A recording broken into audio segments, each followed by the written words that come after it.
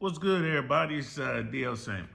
So, you guys probably know this already, but that sheriff deputy down here in Florida, I think it's Okaloosa County, that murdered the U.S. airman because he answered his door with a firearm, that sheriff deputy has been fired. Fired, which I'm not gonna lie, surprised me. I didn't think they were gonna fire him until they were forced to. Excuse me. I didn't think they were going to fire that guy until they were forced to. But there are multiple investigations going on at the same time, and the sheriff's department decided that what that sheriff deputy did was wrong. Duh. And they're fired him. And there are reports out there that talks about his initial statement, the deputy's statements to the internal affair people or whoever he has to talk to.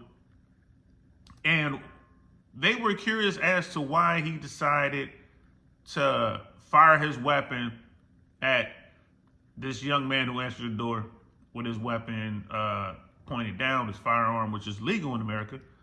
They wanted to know what determining factor was there that made the sheriff draw his weapon and fire on this guy. And the deputy said it was his eyes. Like, he had this look in his eyes, and I knew at that moment, because of that look, I knew that my life was in danger and I had to defend myself. It was either going to be him or me. He just had these, and I'm paraphrasing, but it was something to do with his eyes. Thank God for body cameras. Right? Because if we didn't have body camera technology, that deputy would be on the streets right now looking for his next victim. And yeah, this guy is going to prison. No doubt about it. The fact that they fired him, because normally when these things happen, they let someone resign. The Acorn deputy, the deputy shot up the car because the Acorn failed, they let him resign. But this guy they fired. It's just a matter of time before the indictments come down. There'll be an arrest warrant for his arrest. And bro, it's a wrap. It's a wrap. This guy's going to prison that's where this guy belongs. And again, this is a reason why we need real training standards for all law enforcement officials in America. Period. You want to put some money behind something, put money behind that. We got far too many law enforcement officials out here like that guy, just doing the most horrific things possible. And I believe that the dude were better trained, he wouldn't have knocked on the door. There was no reason to knock on the door.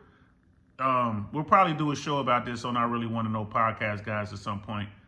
But we talked about this when this first happened. Everything we talked about on that episode on the podcast is what's coming out now. He knocked on the door first. He didn't identify himself. He got out of the line of sight of the door, so the people inside couldn't see him. He was there looking for people involved in a fight. There was only one person in that apartment. He never stopped to listen to what was being told to him by the people on the scene. He never asked the questions that he should have asked, in my opinion. All of this, I believe, is because this guy was poorly trained. He's not the only one.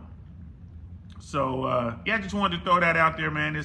I know I haven't been on every day. Normally, I'm on every single day. I missed yesterday. I'll probably be on tonight at some point on I Really Want to Know podcast. Not quite sure what we're going to talk about. Maybe we'll touch on a bunch of things.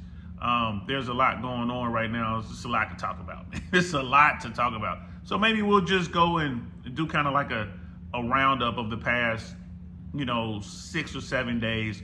Just kind of talk about what's out there right now. So yeah, that's it.